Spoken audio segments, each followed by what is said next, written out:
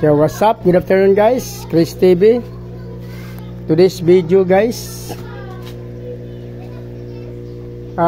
mag-try ako ulit mag-breed ng aking tetra guys. January 5, 2024 guys. Try natin ulit ngayon 2024, 2023. 10 times tayo na failed yata guys.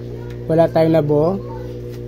Dito pala guys sa aking female, ito pala yung tatlong female ko guys. Yan, yung isang blue, violet at orange. Dalawang pair naman ng male. Dalawang pink. Tsaka dalawang green guys.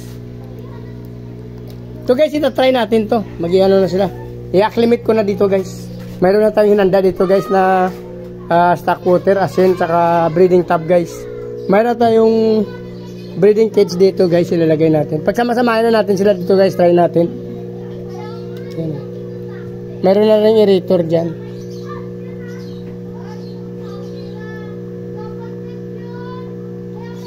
Ayan guys, nalagay ko na yung ating female.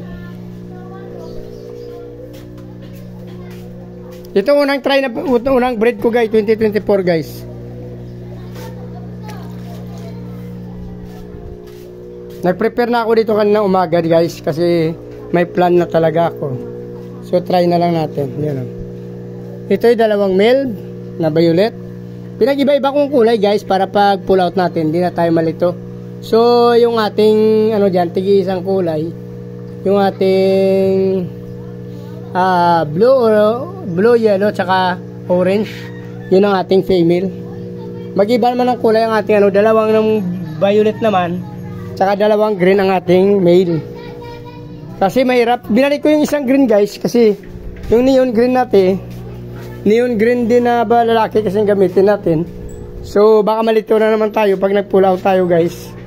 So ito na lang para magkaiba sila ng kulay. Ito yung ating male din na neon green. So ibinalik ko yung female na neon green. Next time na natin i-breed yun guys. Ito.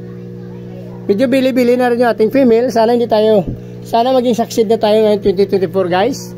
2023 guys. 7 times or 10 times na tayong failed dito sa pagbibreed ng tetra guys.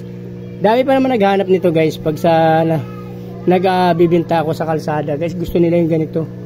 Kahit dito sa amin, hindi nahanap nila yung ganyan. Gusto nilang bilhin. Kaso breeder pa nga ako.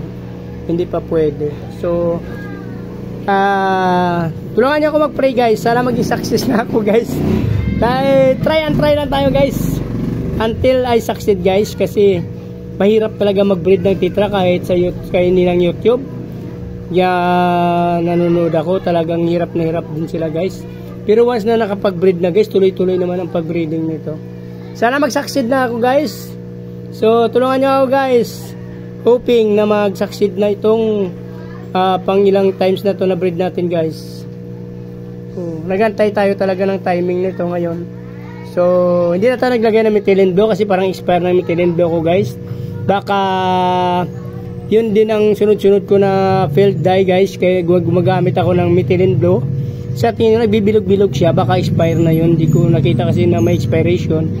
Hindi ko mahagilap kung may expiration ba. Kasi usually nasa puwet, nasa gilid, nasa label, wala akong nakita ng expiration guys. So try natin ngayon na hindi tayo gumamit ng methylene blue guys. Nag-try tayo na hindi gumamit ng methylene blue last time. 10 times tayo gumamit ng methylene blue, so failed tayo ng failed guys. So dito na lang muna guys para din na maba. Pa-update ko na lang kayo bukas guys. Please like, follow, subscribe guys. Sa hindi pa nakasubscribe, baka naman 2024 na. May natabig ako guys.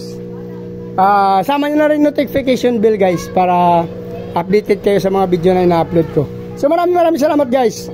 Ang nais ko mabuhay kayo hanggang gusto nyo. Bye bye!